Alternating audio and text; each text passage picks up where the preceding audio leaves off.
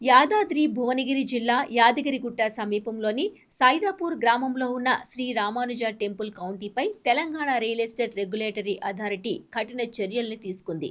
TG రెరాలో registration లేకుండానే ప్రకటనల్ని విడుదల చేసి మార్కెటింగ్ చేసి అమ్మకాలు నిర్వహిస్తున్నట్టు రెరా అథారిటీ తేల్చింది. 2022 జూన్ 23న ఒక హోమ్ బయ్యర్లతో 2 బీహెచ్కే ఫ్లాట్కు సంబంధించిన అమ్మకపు ఒప్పందం కుదుర్చుకొని 28 లక్షల అమ్మకపు విలువలో భాగంగా ముందస్తు మొత్తం వసూలు చేసినట్టు టీజీ రెరా ఉత్తర్వులో పేర్కొంది. పైగా ప్రతి నెల అద్దె హామీ ఇచ్చే పథకం పేరిట బ్యాంకు లావాదేవీలు కూడా జరిగినట్టు ఆధారాలు బయటపడ్డాయి.